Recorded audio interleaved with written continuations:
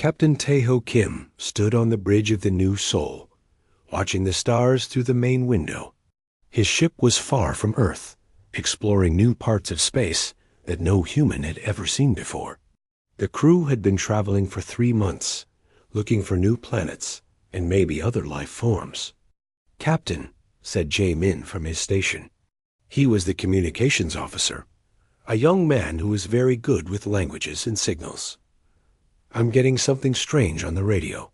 Tae-ju walked over to Jae-min's desk. "What kind of strange?"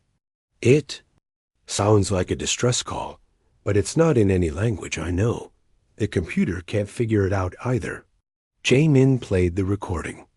Strange sounds filled the bridge, like music mixed with metal scraping. Dong-wook, the ship's engineer, looked up from his work. "Those frequencies are really high. Whatever is making that sound has a very different throat than us." Dr. So-young came onto the bridge. She was the medical officer and also knew a lot about biology. "Did someone say we found aliens?" Her eyes were bright with excitement. "Maybe," Tae-ho said. "Jae-min, can you find where the signal is coming from?" "Already?" "Working on it, Captain. It's about 2 hours away if we go fast." Tae-ho thought for a moment. First contact with aliens was something every human dreamed about, but it was also dangerous. They had protocols to follow, but those were just guesses about what might happen. "Set course for the signal," he decided, "but keep our shields ready and weapons charged. We don't know what we're flying into." The New Seoul turned and began moving toward the source of the strange message. As they got closer, their sensors picked up a ship unlike anything humans had ever built. It was long and curved like a sword made of silver metal, but parts of it were clearly damaged, with holes in the hull and pieces floating around it. "There's definitely someone alive in there," Dr. So-young said, looking at her scanners. "I'm reading life signs, but they're not human. The heart rate is much slower and the body temperature is higher." "Captain," Jae-min said, "I think I figured out some of their language. They keep saying the same word over and over. I think it means help." Tae-ho nodded. "Dong-wook, can we dock with their ship safely?" The engineer studied the damaged alien vessel. "It's risky, but I can do it. Their ship is losing air slowly. If we don't help soon, whoever is inside will die." "Do it." The docking process took an hour. The alien ship's airlock was different from theirs, but Dong-wook managed to make it work. When the connection was secure, Tae-ho put on his spacesuit and took Dr. So-young with him. Jae-min stayed on the bridge to monitor communications, and Dong-wook watched the docking systems. The airlock opened, and they stepped into the alien ship. The first thing Tae-ho noticed was how tall everything was. The ceilings were at least 3 meters high, and the doorways were built for someone much larger than humans. "The air is breathable," Dr. So-young said, checking her instruments. "It has more oxygen than Earth, but we can handle it." They walked through corridors that were both beautiful and strange.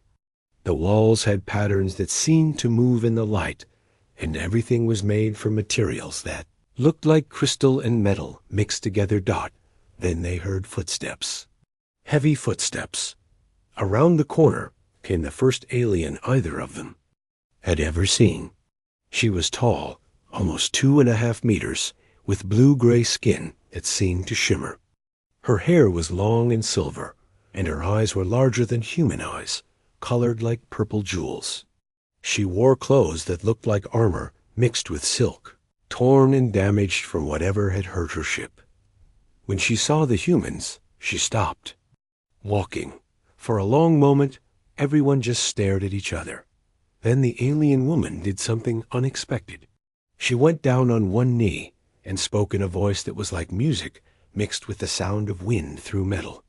"I don't understand what she's saying," Dr. So-young whispered. The alien woman seemed to realize this. She touched a device on her wrist. And suddenly her words changed to something that almost sounded like Korean, but not quite right. I am Princess Nari of House Velith, she said slowly, like she was learning the words as she spoke them. You saved me. I owe you my life. Taeho took off his helmet, showing his face. I am Captain Taeho Kim of the human ship New Seoul. Are you hurt? Do you need medical help? Princess Nari stood up. Even standing straight, she was much taller than either human. My ship attacked by pirates. I escaped, but engines broken. I thought I would die. Dr. So Young stepped forward with her medical scanner. May I check if you're injured? The princess looked confused, but nodded. As Dr. So Young ran the scanner over her, Princess Nari studied both humans carefully. You are small, she said, but not in the mean way. Your species lives in dangerous space without big ships, without strong weapons. This makes you very brave. We're still learning how to travel in space, Taeho admitted. But we try to help others when we can. Princess Nari's large eyes grew even wider. Help others? Not for payment. Not for doratory. Just because it's the right thing to do. The princess was quiet for a long time. Then she spoke again, and her voice translator was working better now. Captain Taeho Kim, your kindness has saved my life. In my culture, when someone saves a member of the royal family, that person must be honored. I must share your sleeping place tonight. It is our way of showing the greatest respect. Dr. So Young and Tae-ho looked at each other with wide eyes. Neither of them knew what to say. Share my Sleeping place? Tae-ho asked carefully. Yes, to sleep near you, to guard each other during rest time. It is how my people show that we trust someone completely. Without this ritual, my people will think you have dishonored me by refusing my gratitude. Taeho's mind was racing. This was definitely not covered in any first contact protocol he had ever read. Princess Nari, he said slowly, I think we need to learn more about each other's customs before we make any decisions. The princess looked worried. Have I said something wrong? Do humans not have honor customs? We do, but they might be different from yours. Give us some time to understand. Better. Princess Nari nodded. Time, yes. But Captain, I must warn you, my enemies will come looking for me. And when they find me with humans, they will not understand your kindness like I do. They might think you are trying to take me as a prisoner. Taeho realized that rescuing one alien princess might have just made his peaceful exploration mission much more complicated. Let's get you to our ship first, he said. Then we can figure out what to do next. As they helped Princess Nari gather her few belongings from the damaged ship, Taeho couldn't stop thinking about her request. In trying to save one life, had he accidentally started something much bigger than he was ready for? Dr. So Young worked late into the night, trying to understand Princess Nari and her people. The ship's computer was learning the Velithian language quickly, and each hour the translation got better. What she discovered made her both excited and worried. Captain, she said, calling Taeho to the medical bay, you need to hear this. Taeho arrived to find Princess Nari sitting on a medical bed that had been made longer to fit her tall frame. She looked much better after Dr. So Young had treated her small injuries, but she still seemed sad. What did you learn?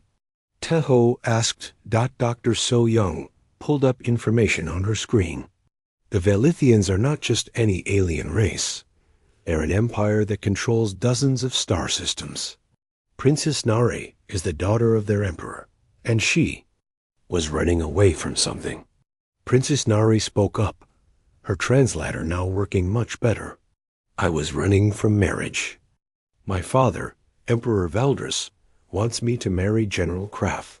This marriage would join our house with his military forces. You don't want to marry this general? Tae-ho asked. General Kraft is strong and has won many battles. But he is cruel. He destroys planets that will not surrender to him.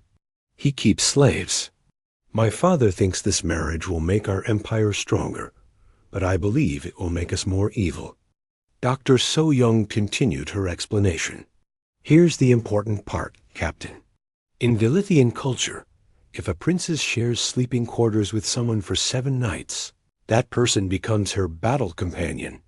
It's like marriage, but based on trust and protection instead of politics. To-ho felt his stomach drop. So when she asked to share my bed, she was asking you to become her battle companion.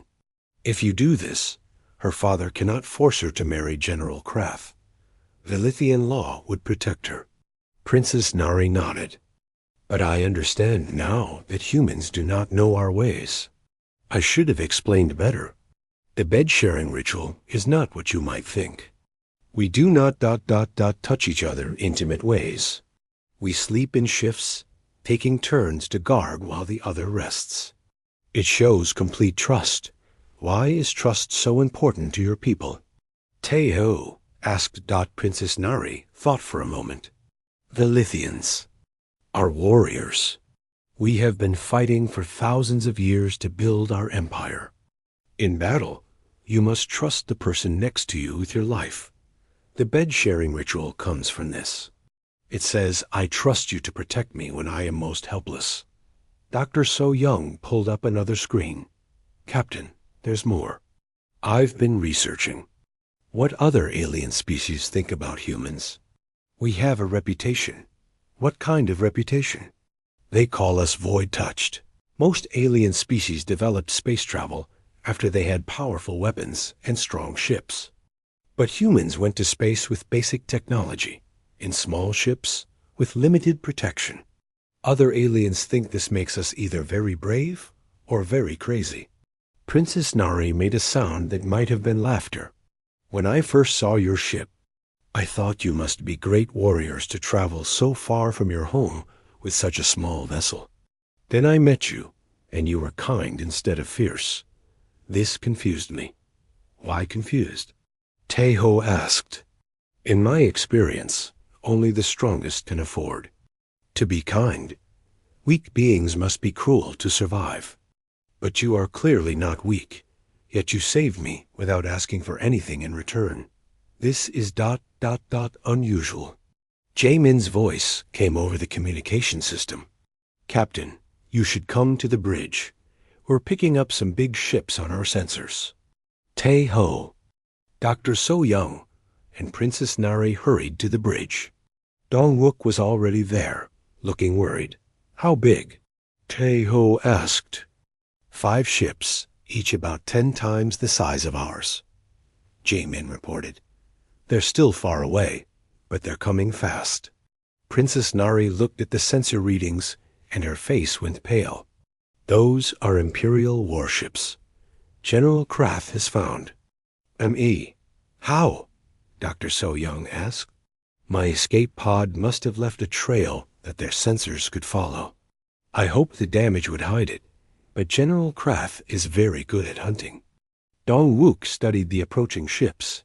Captain, their technology is much more advanced than ours. Our weapons would barely scratch their shields, and they could destroy us easily. Can we run? Tae-ho asked. Not fast enough. They'll catch. U.S. in a few hours. Princess Nari stood up straight, looking like the royal person she was. Captain Tae-ho, I must ask you to release me to them. I will not let you and your crew die because you helped me. That's not happening, Tae-ho said, firmly. We don't abandon people who ask for our help, but they will destroy your ship. You do not understand how powerful General Kraft is. Dr. So-young was working at her station. Princess, tell me about the Lithian law. Are there rules about combat and challenges? Yes, many rules. Why do you ask? If someone challenges General Kraft's claim to you, what happens? Princess Nari thought carefully. If someone believes they have a stronger claim, they can demand a trial of worthiness. It is an old law from before we had great technology. The challenger and the claimant must prove who is more worthy through tests. What kind of tests? Teo asked. Physical strength, mental ability, and spiritual wisdom. But Captain, General Croth is almost 3 meters tall and has trained for war his whole life. No human could defeat him in physical combat. Dr. So Young smiled. Maybe that's not the only way to win. Jae-min interrupted them. Captain, the lead. Ship is trying to communicate with us. Put it through. The main screen filled with the image of the largest Velithian Taeho had ever seen. General Croth had dark gray skin covered in scars, and his eyes were like yellow fire. When he spoke, his voice was like rocks grinding together. Small creatures of the void, he said, you carry stolen property of the Velithian Empire. Return Princess Nari immediately, and we will allow you to leave alive.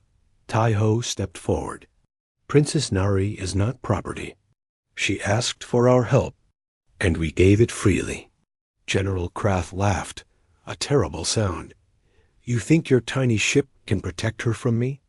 I have conquered 50 worlds. I have destroyed fleets of ships larger than yours. Maybe, Taeho said, trying to keep his voice steady. But I challenge your claim to Princess Nari under Velithian law. I demand a trial of worthiness. The general stopped laughing. Princes. Nari grabbed Taeho's arm. Captain, what are you doing? She whispered. General Krath stared at them for a long moment. You know our laws, void-touched human? I'm learning them. Very well. But know this, when I defeat you, I will take the princess, and I will destroy your ship anyway for wasting my time. The screen went dark. Princess Nari looked at Taeho with amazement and terror. Captain, you may have just saved my freedom, but you have also signed your death warrant. General Krath has never lost a trial of worthiness. Then I guess I'll have to be the first to defeat him, Taeho said, hoping he sounded more confident than he felt. Dr. So Young was already researching. Velithian trial rules on her computer. Captain, I think there might be a way to do this, but we're going to need all of our human creativity to pull it off. Dong-wook cracked his knuckles. Well, we humans are pretty good at solving impossible problems. Princess Nari looked around at the 4 humans who were willing to face the most dangerous general in the Velithian Empire to protect her freedom. For the first time since her escape, she began to believe that maybe, just maybe, she had found people who were truly different from anyone she had ever known. If you are going to do this, she said quietly, I will teach you everything I know about General Krath and our laws. It is the least I can do for people brave enough to stand against the darkness for someone they barely know. Outside, the 5 warships grew larger as they approached, carrying death and empire with them. But inside the small human ship, something else was growing. Hope, friendship, and the kind of stubborn determination that had carried humans from their small planet to the stars. The 5 Velithian warships surrounded the new soul like hunters circling prey. Each ship was massive, covered in weapons and thick armor that could probably survive attacks from entire human fleets. General Krath's flagship was the largest, painted in dark red with symbols that Princess Nari said meant death before dishonor. They're not attacking, Dong-wook observed from his engineering station. That's something, at least. General Krath must follow the old laws if he wants to keep his honor, Princess Nari explained. Even he cannot break tradition without losing the respect of his soldiers. Jae-min looked up from his communications. Captain, they're asking us to dock with their flagship for the trial of worthiness. Taeho felt his mouth go dry. The idea of going aboard a ship full of alien warriors who wanted to kill him was terrifying. But he had made his choice, and backing down now would not save his crew anyway. Tell them we accept, he said. Dr. So Young had been studying Velithian. Trial rules for hours. Captain, I found something important. The trial has 3 parts, but they don't have to be completed by the same person. You can choose helpers for some of the challenges. What are the 3 parts? Taiho asked. Princess Nari answered. Physical prowess, mental acuity, and spiritual strength. Usually, one warrior does all 3 to prove they are worthy. But the old laws do say that a leader can choose his companions to help, showing that he is wise enough to use the strengths of others. That sounds like something humans would think of, Dongwook said with a grin. We've always been better working together than fighting alone. General Krath will not expect this, Princess Nari said thoughtfully. He has always fought by himself. His pride would not let him ask for help from anyone. The docking process was tense. Velithian soldiers in heavy armor guided the new soul into the massive docking bay of the flagship.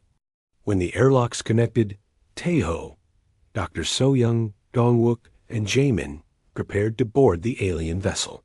They wore their best uniforms and carried no weapons, following Velithian customs for formal challenges. Princess Nari walked with them. Remember, show no fear.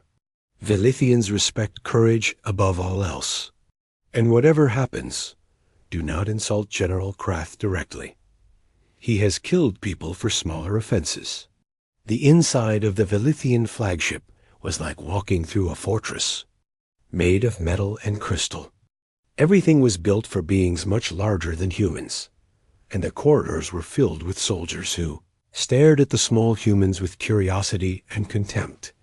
They were brought to a huge chamber where hundreds of Velithian warriors had gathered to watch the trial. At the center of the room stood General Krath, even more terrifying in person than he had been on the screen.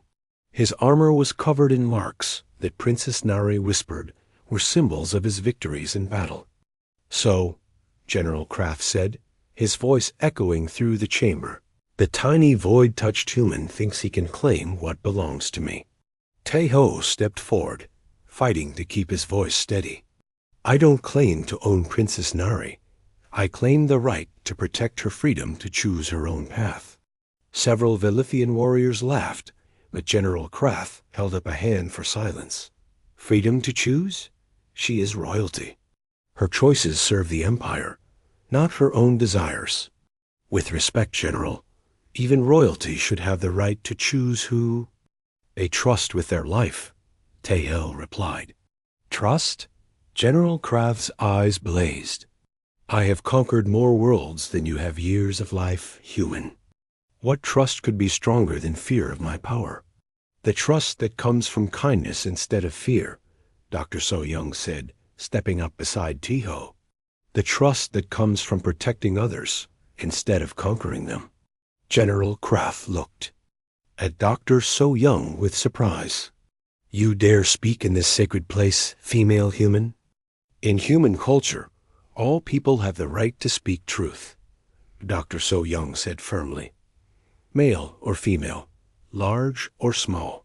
The general laughed, but it was not a happy sound. Your species grows more interesting. Very well, let us begin this trial, and see if your human truth can stand against Velithian strength. An older Velithian in ceremonial robes stepped forward. I am Judge Thaler. I will oversee this trial of worthiness according to the ancient laws. The first challenge is physical prowess. Choose your champion human captain.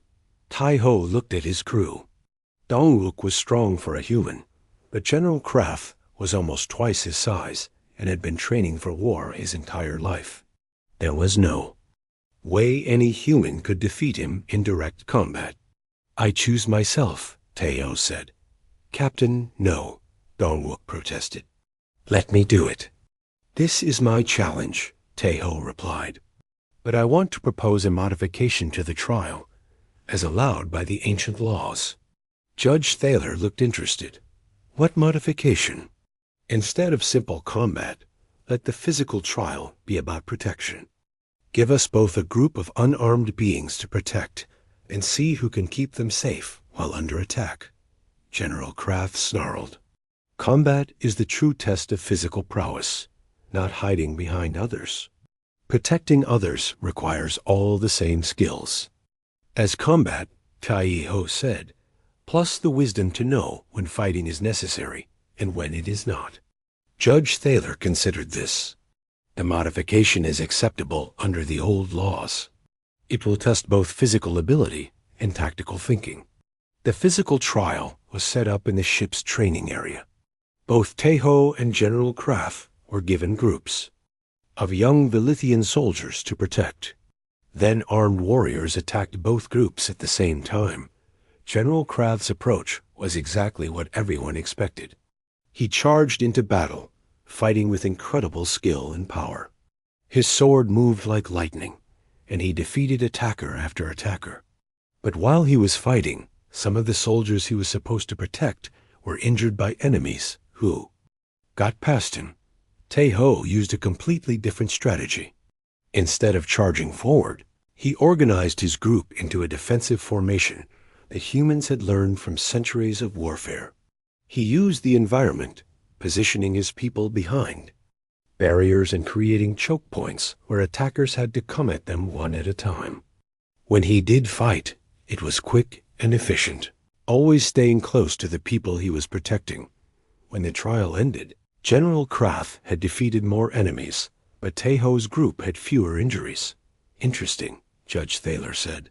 General Kraft showed superior individual combat skill, but Captain Tai-Ho showed superior protective ability. This round is a draw.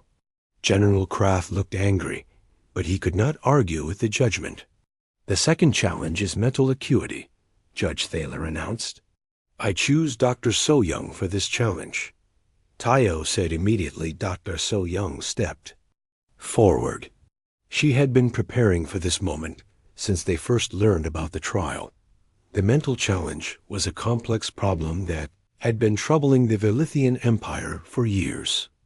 They had been trying to manage resources across dozens of worlds, but their traditional methods were not working.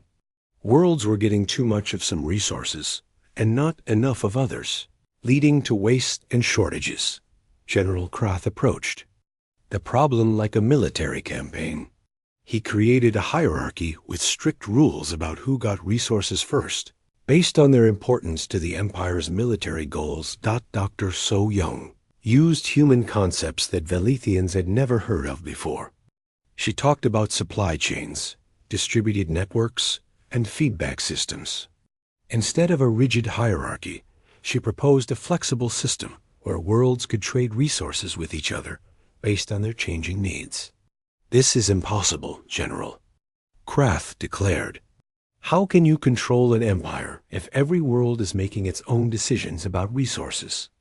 You don't control it, Dr. So-Young explained. You create a system that works better when every part of it can respond to problems quickly. Like a living body, where every cell knows its job but can adapt when needed. Judge Thaler studied both solutions carefully. Then he brought in several Velithian administrators who had been struggling with resource problems for years. After an hour of discussion, Judge Thaler made his decision. Dr. So-Young's solution addresses problems that General Kraft's solution does not solve. The human wins the mental challenge. General Kraft's face grew dark with anger, but again he could not argue with the judgment.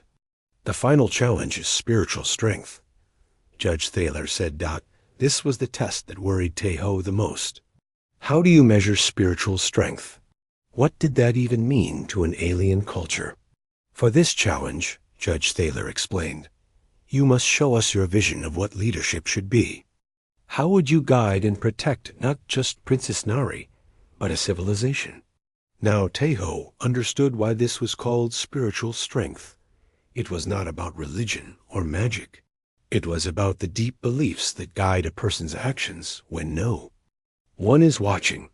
General Kraft spoke first. His vision was of a strong empire where everyone knew their place and followed orders without question. Order and discipline create safety, he said. When everyone obeys the strongest leader, there is no chaos, no waste, no uncertainty. Then it was Taeho's turn. He thought about everything he had learned about Princess Nari, about Velithian culture, and about what humans had discovered in their journey to the stars. Strength does not come from making others obey you, he said. It comes from inspiring others to choose to stand with you. A true leader does not create order by forcing it on people. A true leader creates the conditions where people can choose to work together because they believe in something greater than themselves. Princess Nari stood in the center of the massive chamber, surrounded by hundreds of Velithian warriors who waited for her decision. The silence was so complete that Taeho could hear his own heartbeat. Everything depended on what she said next. Judge Thaler, Princess Nari said, her voice carrying clearly through the chamber. Before I make my choice, may I ask both champions to answer one more question? The old judge nodded. It is within your rights, Princess. She turned first to General Krath. General, you have served my father for many years. You have won great victories for our empire. Tell me, what do you believe makes a civilization truly strong? General Krath stood straighter, proud to answer. A civilization is strong when it can take what it needs and destroy what threatens it. When our enemies fear us, when our people obey without question, when our military can crush any opposition, that is true strength. I have brought 50 worlds under Velithian rule. I have made our empire the most feared force in this part of the galaxy.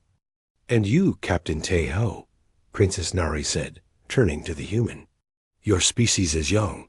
Your technology is basic. Your ships are small. What do you believe makes a civilization strong? Taeho thought carefully before answering. Princess, I think a civilization is strongest when its people choose to protect each other, not because they have to, but because they want to.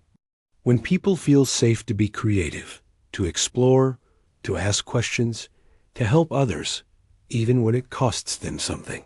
Humans reached the stars not because we had the best weapons, but because we had people willing to risk everything to explore the unknown. And when we found you in trouble, we helped not because you could give us something in return, but because it was the right thing to do. Princess Nari nodded slowly. I have lived my whole life in the Velithian Empire, surrounded by the strength. General Krath describes, I have seen worlds surrender rather than face our armies. I have seen people obey our laws because they fear punishment. And I have seen what happens to those who are too weak to defend themselves. She paused, looking around at the assembled warriors. But in the last few days, I have seen something I never knew existed. I have seen people risk their lives for someone they barely know. I have seen strength that comes from caring for others, instead of conquering them. I have seen Dr. So Young work for hours to heal my injuries, asking for nothing in return. I have seen Dong Wook share food from his own plate when he thought I was hungry. I have seen Jae Min spend his free time learning my language, just so he could talk to me. General Krath's face was growing darker with each word. And I have seen Captain Taeho challenge the most dangerous warrior in our empire, not to win glory or territory, but to protect my right to choose my own path. Princess Nari's voice grew stronger. This is not the kind of strength I grew up with, but I believe it is a better kind of strength. She turned to face Judge Thaler. I choose Captain Taeho as my battle companion, not because he is stronger than General Krath in combat, but because he represents the kind of leadership I want to follow and the kind of person I want to become. The chamber erupted in shocked voices. Some Velithian warriors seemed angry, others seemed confused, and a few seemed curious about what this meant. General Krath's roar of rage silenced everyone. This is madness. You would choose these tiny aliens over the strength of your own people? I choose the future over the past, Princess Nari replied calmly. I choose growth over stagnation. I choose hope over fear. Judge Thaler raised his staff. For silence. Princess Nari has made her choice according to the ancient laws. Captain Tae-ho Kim of the human vessel New Seoul is declared the winner of this trial of worthiness. But General Kraft was not finished. Laws, I have followed your precious laws, and for what? To see our princess throw herself away on creatures who could not survive a single battle? I will not accept this. General, Judge Thaler warned, you agreed to abide by the results of this trial. I agreed to a fair trial, not to watch our empire weaken itself with alien influence. General Kraft drew his massive sword. I challenge. The human to true combat. No rules, no helpers, no clever tricks. Just strength against strength. Tae-ho felt fear grip his chest. In a direct fight, General Kraft would kill him in minutes. But he also knew that backing down now would make everything they had accomplished meaningless. I accept, he said, surprised at how steady his voice sounded. Captain, no, Dr. So Young protested. You've already won the trial. You don't have to do this. Yes, I do, Tae-ho replied. If I don't face him now, he'll never accept the result. And Princess Nari will never be safe. Princess Nari grabbed his arm. Tae-ho, please. General Kraft has killed hundreds of warriors in single combat. You cannot defeat him this way. Maybe not, Tae-ho said, but sometimes you have to stand up for what's right, even when you know you might lose. The warriors cleared a large circle in the center of the chamber. General Kraft stood on one side, nearly 3 meters tall, holding a sword that was longer than Tae-ho was tall. Tae-ho stood on the other side, looking tiny in comparison, holding the only weapon available to him, a short combat knife that was part of his ship's emergency kit. This is not a fair fight, one of the Velithian warriors muttered. No? Said another, but look at how the human stands. He is afraid, but he does not run. General Kraft raised his sword and charged. Tae-ho barely rolled out of the way as the massive blade crashed into the floor where he had been standing, leaving a deep cut in the metal. For the next few minutes, the fight was exactly what everyone expected. General Kraft attacked with incredible speed and power, and Tae-ho ran, dodged, and tried to stay alive. The small knife in his hand was useless against the general's thick armor. But as the fight went on, something unexpected happened. General Kraft, despite his size and strength, began to slow down. His heavy armor and massive sword required enormous amounts of energy to use. Tae-ho, smaller and lighter, was still moving quickly. More importantly, Tae-ho began to notice patterns in the general's attacks. General Kraft was incredibly skilled, but he had learned to fight other Velithians, large, strong opponents who fought in predictable ways. He was not used to fighting someone as small and quick as a human. Tae-ho stopped running and started thinking. Instead of just trying to avoid the general's attacks, he began to use the environment. He led General Kraft around obstacles, making him work harder. He used his small size to get into positions where the general's long sword was difficult to use effectively. The watching warriors began to murmur with interest. This was not the quick execution they had expected. Then Tae-ho did something that shocked everyone, including himself. Instead of trying to attack General Kraft directly, he threw his knife aside and grabbed onto the general's sword arm as Kraft swung at him. General Kraft was so much larger that Tae-ho's weight barely slowed him down, but it did throw off his balance slightly. As the general tried to shake the human off, Tae-ho used his momentum to swing around and land on the general's back. Now General Kraft had a problem. His armor protected him from weapons, but it also made him less flexible. He could not reach. Tae-ho, who was holding on tightly and trying to find gaps in the armor. Get off me, coward! General Kraft roared, spinning and trying to slam Tae-ho against the walls, but Tae-ho held on. And slowly, carefully, he worked his way up to the general's helmet. Velithian armor was designed to protect against swords and energy weapons, not against someone trying to remove it from the inside dot, with a click that seemed impossibly loud in the chamber. Tae-ho managed to release the clamps holding General Krath's helmet in place. General Krath realized what was happening and tried to grab his helmet, but it was too late. The heavy piece of armor fell to the floor with a crash, leaving the general's head unprotected. Tae-ho could have tried to hurt the general then. He could have gone for the eyes or throat. Instead, he jumped down and stepped back, picking up his discarded knife. "Yield," he said simply. General Krath stood there, breathing heavily, his head bare and vulnerable. Around them, the chamber was completely silent. "You could have killed me," General Krath said, confusion clear in his voice.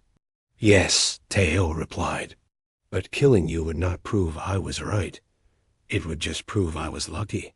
For a long moment, the two warriors stared at each other.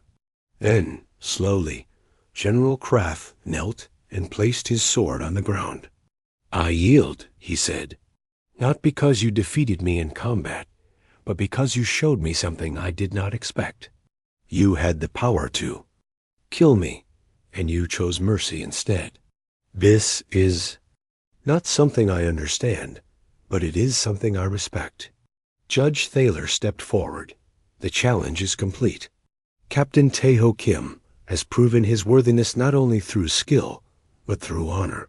As the Velithian warriors began to disperse, talking excitedly about what they had witnessed, Princess Nari approached Tae-ho. "How did you know that would work?" she asked. Tae-ho smiled, still catching his breath. "I didn't. But my crew taught me something important. Humans are strongest when we use our brains along with our courage. And sometimes showing mercy is the bravest thing you can do." General Krath approached them, carrying his helmet under his arm. "Captain Tae-ho," he said formally, "I have misjudged your species. You fight differently than I expected, and you think differently than I understand." 3 days later, the space around the new Sol filled with more ships than Tae-ho had ever seen in one place. The Velithian Imperial fleet was massive, hundreds of vessels, from small fighters to enormous dreadnoughts that could destroy planets. At the center of the fleet was the largest ship of all, the Emperor's flagship, painted in gold and silver with decorations that caught the light of distant stars. "That's a lot of angry aliens," Dong-wook said from his engineering station, trying to keep his voice light despite the obvious danger. "They're not all angry," Princess Nari said hopefully. "My father is ... traditional, but he is also fair. If we can show him that humans are worthy allies, he might listen."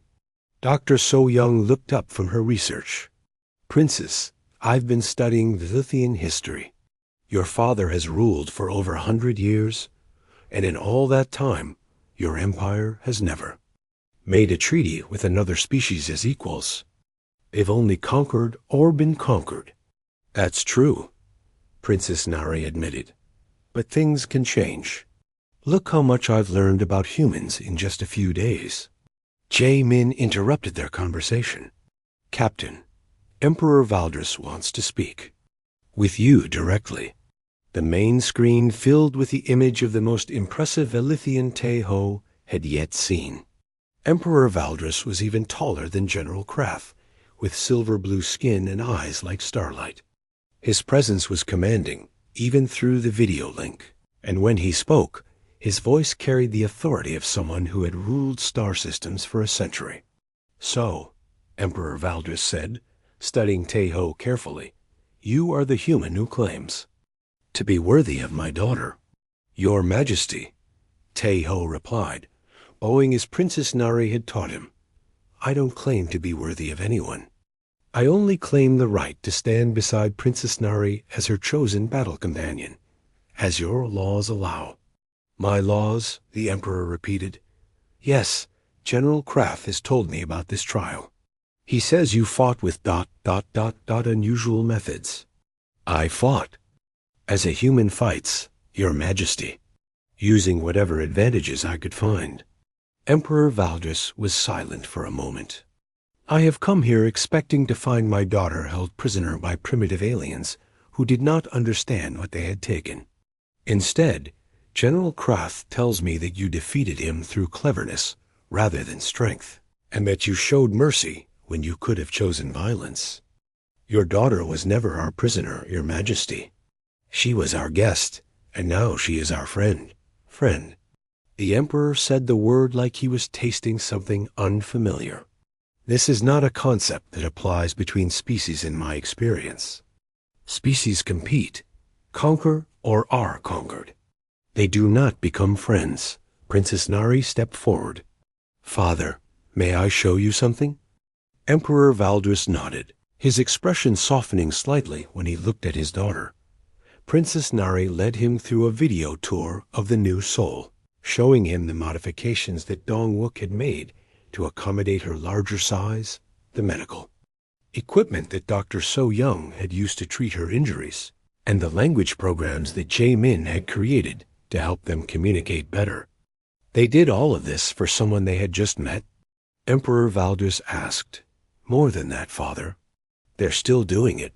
Dr. So-young spends hours every day teaching me about human biology and medicine. Dong-wook is showing me human engineering, techniques that could improve our ship designs. Jae-min has been learning our history and culture. And Captain Tae-ho... She paused, looking at the human captain with obvious affection. Captain Tae-ho listens to my ideas about how our empire could be better, and he treats them as if they matter. Emperor Valdris considered this. And what have you taught them in return? Princess Nari smiled. I've been teaching them about our technology, our culture, our knowledge of this part of space. But more than that, I think I've been learning from them how to think about leadership differently. How so? Father, when you lead through fear, people obey you, but they don't bring you their best ideas. They tell you what they think you want to hear. But when you lead through respect and trust, people bring you their creativity, their passion, their willingness to work hard for something they believe in. Dr. So-young stepped forward. Your Majesty, if I may, I'd like to show you something. We discovered when Princess Nari and I were working together on a medical problem. Emperor Valdris nodded his permission. Dr. So-young brought up a display showing the results of their collaborative research. Velithian biology and human biology are different, but they complement each other in interesting ways. Velithians are stronger and more durable, but humans heal faster and adapt more quickly to new environments. By studying both, we found medical techniques that neither species had discovered alone. And that's not all, Dong-wook added. Princess Nari showed me some Velithian engineering principles that I'd never seen before. When I combined them with human manufacturing techniques, we created alloys that are stronger and lighter than anything either of our species had made separately. Jae-min held up a translation device. Working together, Princess Nari and I created this universal translator. It's better than anything either humans or Velithians had before, because it combines Velithian understanding of linguistic patterns with human AI algorithms. Emperor Valdris studied these innovations with growing interest. You accomplish all of this in just a few days? Yes, Your Majesty, Princess Nari said proudly. And this is just the beginning. Imagine what we could accomplish if our species worked together for months or years or decades. Interesting, the Emperor mused. But there are practical concerns. My people would not easily accept humans as equals. You are small. Your technology is primitive. Your civilization is young. Tae-ho spoke up. Your Majesty, with respect, being small and young isn't always a weakness. Sometimes it means we can see solutions that others miss because we're not stuck in old ways of thinking. And our technology might be primitive, Dr. So Young added, but it's also flexible. We've had to learn to make the most of limited resources, which has made us creative. Emperor Valdris was quiet for a long time, clearly thinking. Finally, he spoke again. Captain Tae-ho, I want to meet you and your crew in person. Will you come aboard my flagship? Tae-ho looked at his crew, then at Princess Nari, who nodded encouragingly. We would be honored, Your Majesty. An hour later, they found themselves in the most magnificent room any of them had ever seen. The Emperor's throne room was enormous, with walls made of crystal that showed images of stars and planets. Emperor Valdris sat on a throne that looked like it was carved from a single massive gemstone, surrounded by advisors and guards. But what impressed Tae-ho most was not the wealth or the size or the display of power. It was the way Emperor Valdris spoke to them, not as conqueror to conquered, but as one leader to another. Captain Tae-ho, the Emperor said, General Croth tells me that you could have killed him when you had the chance, but you chose mercy. Instead, why? Your Majesty, killing General Croth would not have made me right about anything. It would have just made me a killer. I wanted to prove that strength and honor don't require violence, that there are better ways to solve problems than fighting. And you believe this approach could work between our species? I believe it's worth trying, Your Majesty. Humans and Velithians both want to explore space, to learn new things, to protect our people. We might be able to help each other do those things better than either of us could do alone. Emperor Valdris stood up from his throne and walked down, to stand directly in front of the small group of humans. You are brave, Captain Tae-ho. Perhaps brave enough to help me try something that has never been done before. What do you mean, Your Majesty? I mean a true alliance between our species. Not conquest, not submission, but partnership. Your people and mine working together to explore this galaxy and make it a better place for all who live in it. Princess. Nari's eyes went wide with amazement. Father, do you really mean that? I do, my daughter. You have shown me that there are different kinds of strength, and perhaps the Velithian Empire needs to learn new ways of being strong. He turned back to Tae-ho. But this will not be easy. Many of my people will resist the idea of treating aliens as equals, and I suspect many of your people will be suspicious of us as well. Probably, Tae-ho admitted. But someone has to take the first step. And if Princess Nari is willing to serve as an ambassador between our peoples, I think we can make it work. Ambassador Princess Nari, the Emperor said, testing the title. I like the sound of that. Princess Nari stepped forward and knelt before her father. Father, I accept this responsibility, but I want to do it properly. I want to continue sharing quarters with Captain Tae-ho and his crew, learning their ways, while teaching them ours. I want to travel between our worlds, helping both species understand each other.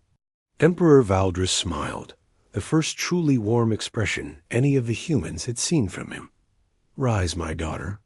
You have already begun to fulfill this role better than I could have hoped. As Princess Nari stood, she looked at Tae-ho with an expression that held both gratitude and something deeper. Captain, that night when I asked to share your bed, I was thinking only of my own safety. Now I understand that sharing quarters with, you mean something much more important. What's that? Tae-ho asked. It means we watch over each other while we sleep, trusting each other with our most vulnerable moments.